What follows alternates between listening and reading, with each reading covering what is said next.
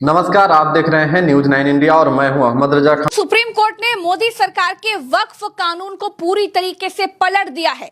कई धाराओं को सीधे सीधे रद्द कर दिया है और मोदी सरकार के इस कानून पर सुप्रीम कोर्ट ने तगड़ा हंटर चलाया है। तो क्या कुछ हुआ है सुप्रीम कोर्ट ने, सब कुछ समझेंगे। लेकिन सबसे पहले आपको बता दूं कि मुस्लिम पक्ष को इस फैसले के बाद बड़ी राहत मिली होगी। क्या कुछ हुआ है, हमारे साथ भरत जी हैं, उनसे बिल्कुल विस्तार से बात करेंगे कि कौन कौन सी धाराएं रद्द हुई और सुप्रीम कोर्ट ने क्या कुछ कहा है।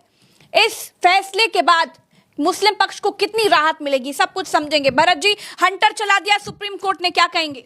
प्रज्ञा जी, जब से ये कानून संसद में लेकर आई थी भारतीय जनता पार्टी, जब ये बिल लेकर आई थी, जब जेपीसी में गया था ये कानून, उसके बाद इन लोगों ने इसको कानून बनाया। संसद में तो जैसे तैसे इन लोगों ने इसको पास करा लिया। संसद में ना नीतीश बोले ना नायडू बोले, सब ने घुटने टेक दिए, सब घुटनों पर आ गए और इस देश का मुसलमान ये खुली आंखों से देख रहा था। चंद्रबाबू नायडू, नीतीश कुमार, चिराग पासवान और जयंत चौधरी, याद रखो, हम कभी भी तुम्हारी इस चीज को माफ नहीं करेंगे।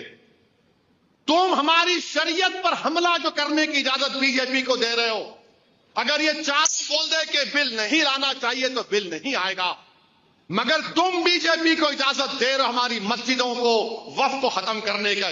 सुप्रीम कोर्ट के भीतर जब वो वकील, प्रज्ञा जी, जो वकील हिंदू थे, बिना पैसे लिए मुसलमानों की इस लड़ाई को सुप्रीम कोर्ट के भीतर इस देश के हिंदुओं ने, हिंदू वकीलों ने इस लड़ाई को लड़ा है सुप्रीम कोर्ट के भीतर। और तब सुप्रीम कोर्ट के भीतर से प्रज्ञा जी फैसला आता है, कोर्ट रूम के भीतर सरकारी वकीलों के होश उड़ जाते हैं। सुप्रीम कोर्ट से वरिष्ठ वकील ने जो आपको बताया, अभी आपने वो वीडियो रिकॉर्ड किया, वो वीडियो अभी हम लगाएंगे भी। क्या क्या रद्द किया है सबसे पहले मैं बता देता हूं प्रज्ञा जी। सबसे पहले धारा 3R, ये क्या कहती थी? ये कहती थी, इसमें एक शर्त थी कि व्यक्तियों को वक्फ बनाने के लिए कम से कम 5 वर्षों का इस्लाम का अनुयायी होना चाहिए। मतलब सरकार इतना ज्यादा मुसलमानों की भलाई सोचने लग गई कि सरकार ने कहा कि अगर किसी व्यक्ति को वक्फ में दान देना है तो उस व्यक्ति को मुस्लिम धर्म अपना लेने के बाद 5 साल तक मुसलमान धर्म में रहना पड़ेगा। 5 साल तक मुस्लिम धर्म को फॉलो करना पड़ेगा, प्रैक्टिस करनी पड़ेगी, उसके बाद आप किसी को वक्फ दान दे सकते हैं। यानी अगर कोई आदमी मुसलमान बनना चाहता है और अपनी जमीन दान देना चाहता है वक्फ को, तो 5 साल तक का लॉकिंग पीरियड है। ऐसे लॉकिंग पीरियड लगाया था जैसे हेल्थ इंश्योरेंस में लगाते हैं कि भाई अगर आपको डेंगू हुआ, मलेरिया हुआ, ये फलेरिया और फलाना हुआ तो 3 महीने और फिर 3 साल वाली जो गंभीर बीमारियां हैं तो लॉकिंग पीरियड है। इसमें आप जो है अस्पताल में बेड 4,000 रुपए का कमरा। इस तरह की धारा से मनमानी कैसे हो सकती थी? लॉकिंग लगा दी थी इन्होंने, लॉकिंग ये, क्योंकि भारतीय जनता पार्टी चाहे अनचाहे एक चीज का सपोर्ट करती है कि मुस्लिम धर्म में हिंदू धर्म का कन्वर्ट ना होने पाए। और जो लोग हिंदू धर्म से या किसी और धर्म से मुस्लिम धर्म में जाते हैं और अपनी संपत्तियों को वक्फ करना चाहते हैं, मान लीजिए आपके पास अपार संपत्ति है और आगे पीछे आपका नहीं है कोई, या आपकी घर में आपसे बनती नहीं है, आपने कहा कि हम वक्फ कर देंगे, दान कर देंगे, और आपने मुस्लिम धर्म अपना लिया या लोगों ने मुस्लिम धर्म आपसे अपनवा लिया, जो भी है, जो भारतीय जनता पार्टी कहती है, अब आप उनको अपनी संपत्ति जो है वक्फ करना चाहती हैं, देना चाहती हैं, तो आप नहीं दे पाएंगी या लोग नहीं दे पाएंगे। 5 साल तक पहले मुस्लिम धर्म फॉलो करिए फिर दीजिए। तो कोर्ट ने कहा ये नहीं चलेगा जी।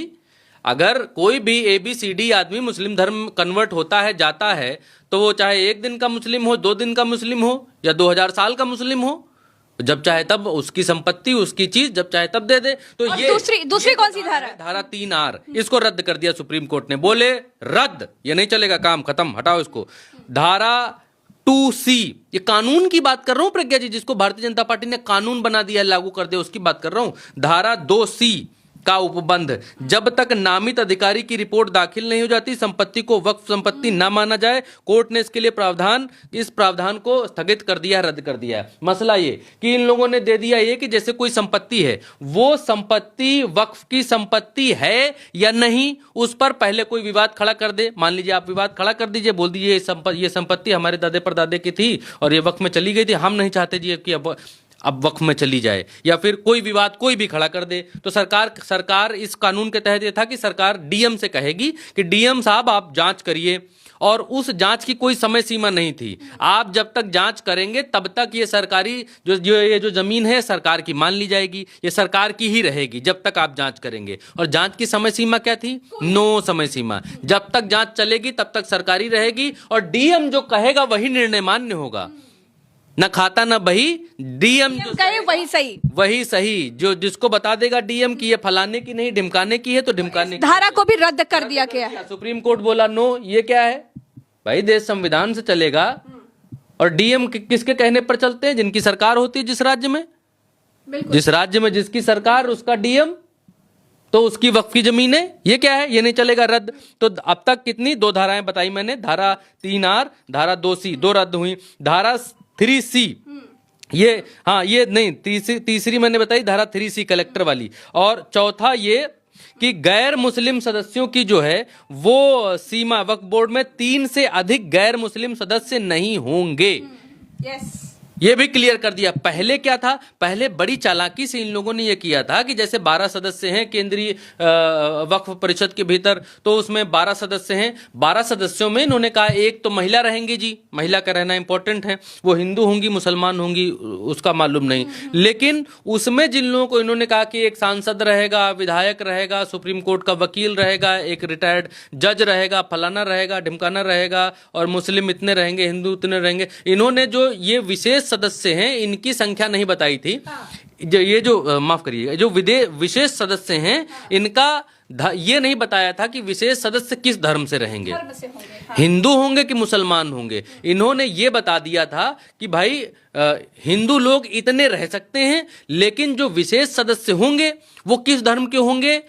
विशेष सदस्यों का कोई धर्म नहीं होगा, इसमें यह कह दिया गया था। तो विशेष सदस्यों में भी तो कौन विशेष सदस्य होंगे? भाई भाजपा के ही इर्द गिर्द घूमने वाले विशेष सदस्य होंगे ना। कुल मिलाकर इस धारा से ये साफ नजर आ रहा था कि शायद कहीं ना कहीं शायद नहीं प्रज्ञा जी, कम से कम 8 से 9 लोग हिंदू सदस्य हैं। 12 लोगों की के हाथ में ये दी जा रही थी। 12 लोगों की सदस्य कमेटी में कम से कम 7 से 8 लोग ऐसे हो रहे थे जो हिंदू थे। मतलब वक्फ कमेटी में मुसलमान ही अल्पसंख्यक हुए जा रहे थे अपनी कमेटी के भीतर। तो अब ये कहा गया है कि मुसलमान 4 से हिंदू गैर मुस्लिम जो हैं वो 4 से ज्यादा नहीं होंगे किसी भी सूरत में, और जो सीईओ होगा वो मुस्लिम ही हो, ये भी कहा है। मुस्लिम हो सदस्य जो है, जो मेन सदस्य है। तो इन्होंने पहले अभी तक तो बनाया था जो अल्पसंख्यक मंत्री है, जैसे किरण रिजिजू हैं अभी अल्पसंख्यक मंत्री, तो क्या वो मुसलमान हैं?